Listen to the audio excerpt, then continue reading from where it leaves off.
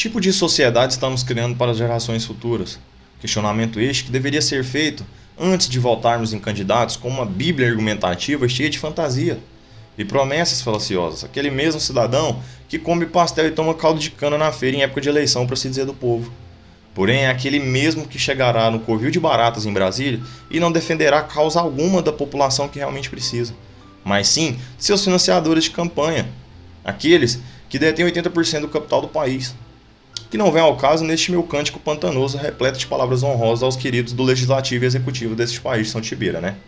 Que, para quem não sabe, foi um índio executado com tiros de canhão em 1614. Rousseau, ele disse com muita sabedoria o seguinte: o homem é bom por natureza, é a sociedade que o corrompe. E tal fala, dita em um período de muitas reflexões no passado, se faz atual, quando observamos o ponto de desigualdade social nos dias de hoje. Atual porque lá atrás, Rousseau percebeu que não há maldade no homem quando ele nasce, mas a forma como ele é tratado pela sociedade em a qual ele está inserido o transforma. A malícia, a violência, a corrupção, entre outros caminhos perversos que existem neste mundo. Então, quando alguém diz, tá nessa porque escolheu, ou ninguém mandou fazer coisa errada, tá errado.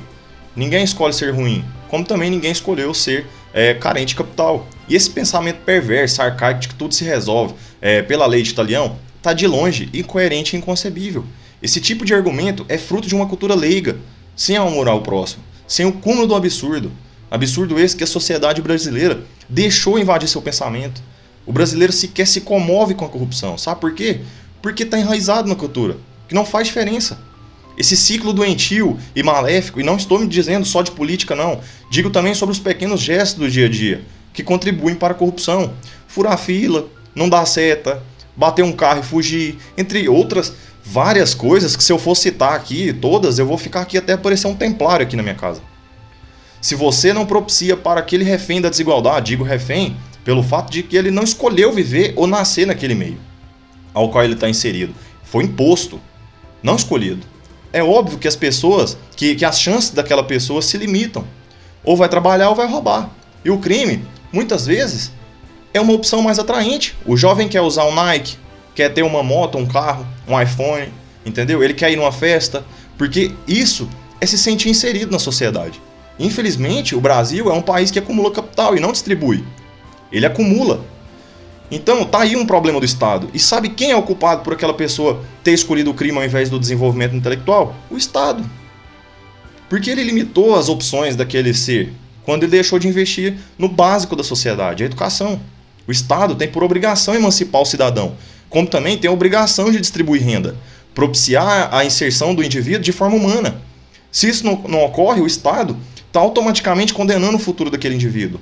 Aristóteles disse: devemos tratar com igualdade os iguais e desigualmente os desiguais, na mesma medida da sua desigualdade. E está na Constituição de 1988 como o princípio constitucional da igualdade. O Brasil não é líder de porra nenhuma, de nada que tange o crescimento ou prosperidade, mas é líder em uma educação ineficiente e na não emancipação do indivíduo. O professor deveria ganhar seu salário e mais duas vezes o seu salário pelo malabarismo que faz nas salas de aulas para dar uma educação digna, já que o Estado não liga.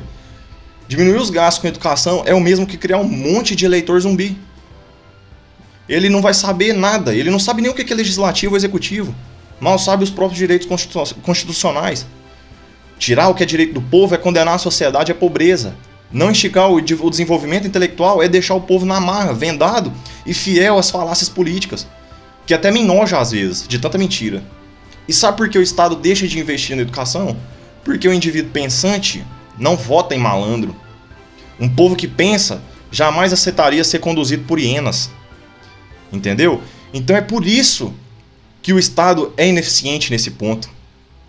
Outra coisa, temos um exemplo. Eu, como faço parte da UEG, eu sou discente da UEG, eu me sinto na obrigação de estar fazendo isso aqui. Porque deixaram a unidade universitária de Goianésia sem vestibular. E se você faz isso em um lugar onde tem demanda, porque a UEG de Goianésia ela tem demanda, ela tem demanda para pessoas que querem estudar, você está limitando o povo daquela região. Você está dizendo para elas: olha, a sua própria sorte. Quem tem dinheiro vai estudar em uma universidade particular. Quem tem um pouquinho a mais pode ir estudar numa universidade lá em Anápolis, mesmo que seja pública, mas ele vai pagar uma 300, 400, 500 reais de transporte todo mês. Mas o custo que ele tem para ir para lá, entendeu? Quem tem um pouco de dinheiro, quem tem, consegue. Mas e quem não tem? E aquela pessoa que vive, não vou dizer na extrema pobreza, mas eu vou falar aquela pessoa carente, aquela pessoa que não tem condição de dispor 400, 500 reais por mês para ir estudar em Anápolis, em Goiânia. Entendeu? Essa pessoa, ela foi limitada pelo Estado. E é esse o problema de limitar a educação. Então, eu quero dizer para vocês aqui com isso que eu disse, né, essa minha fala, a minha indignação por não ter vestibular na UEG de Goianésia. Porque você está limitando o pessoal de Goianésia. Não só de Goianésia, da região. Eu moro em Jaraguá e estudo em Goianésia. Eu vou e volto. O trampo que eu faço todos os dias para ir estudar. Entendeu? Agora você imagina, tinha casos na UEG de Goianésia que tinha pessoas que andavam 150, 200 quilômetros todos os dias de ida e volta, cara, para ir para Goianésia estudar. O que vai ser dessas pessoas no futuro? Eu não digo daqui 2, 3 anos, eu digo daqui 10, 15, 20. Cara, não pode acontecer uma coisa assim. Não pode acontecer uma coisa dessa magnitude. Porque você está limitando aquela pessoa a ser uma pessoa carente pro resto da vida. Você está impossibilitando aquela pessoa de ascender economicamente. Então eu queria aqui deixar a minha indignação. Eu não vou nem falar do corte de gastos que a UEG teve. Eu não vou nem citar isso. Eu só quero falar especificamente do vestibular de Goianésia, que é o que eu estou trazendo aqui. É ridículo. A sociedade não pode aceitar esse tipo de coisa. Isso é uma afronta à sociedade. Cortar dinheiro, tirar dinheiro de onde é necessário. O Brasil já tem diversos problemas.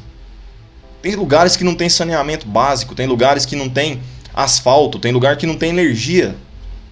Educação é o básico em uma cidade do porte goianense, é o básico. O básico. E tirar isso da sociedade é deixar a sociedade refém da própria sorte. Bom, muito obrigado por você que assistiu isso e ajude-nos a defender a UEG. Muito obrigado e boa noite.